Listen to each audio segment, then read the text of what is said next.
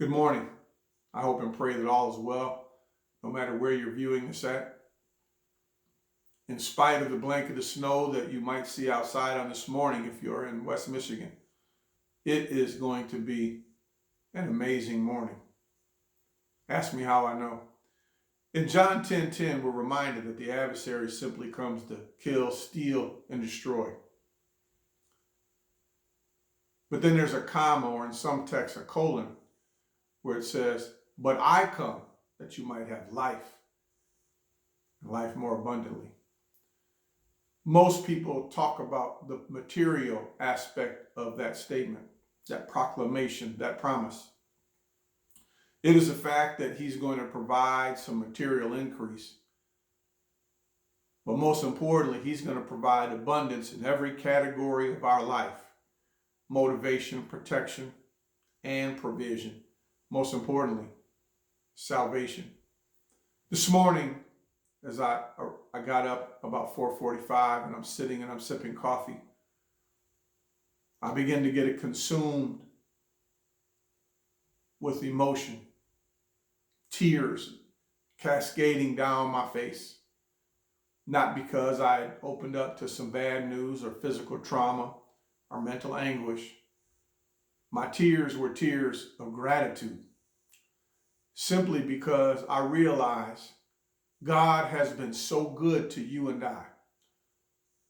And in spite of what I do for a living, I oftentimes miss the mark and I underperform. That every single day that I get up, God, in fact, keeps his promise that he would give us life and life more abundantly. I want to encourage you this morning to take a moment and look inside of you without your devices on and in an alone moment, and wonder, are you living in better? Better is not a word, better is a lifestyle. Better pursuit of the Christ, better prayer, a better prayer life, better praise. Are you getting better at blessing your neighbor? Are you getting better about studying? Are you getting better about pursuing your vision? This morning, as I'm consumed with emotion, I was reminded of a moment in worship a few years ago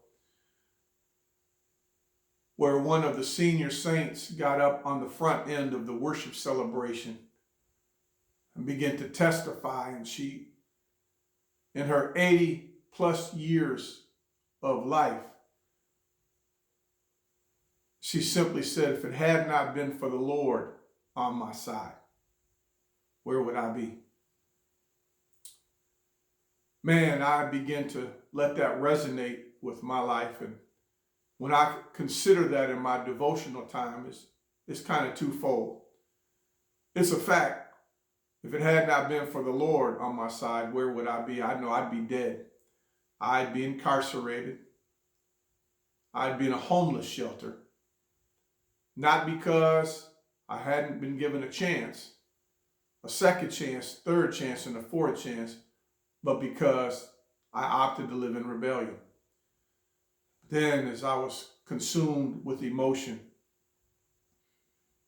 I began to hear the words, I came that you might have life and life more abundantly.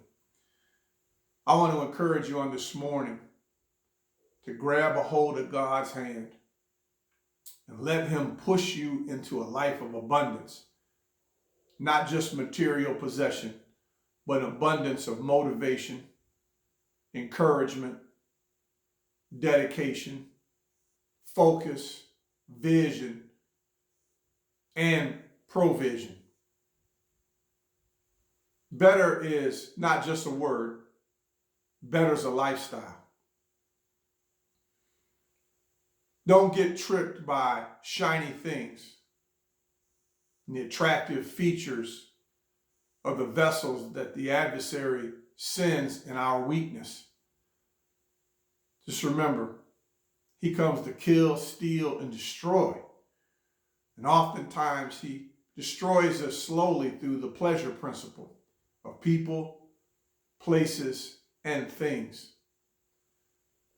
On this morning, if you have an early break time, I want you to take a writing instrument out and write down the things in your life that need to go, albeit people, places, or things. And if you don't have the strength to push them out by yourself,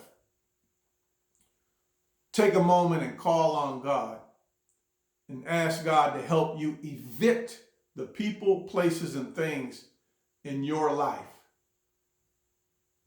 that's causing a detour to the abundant life that he promised in John 10:10. God bless you.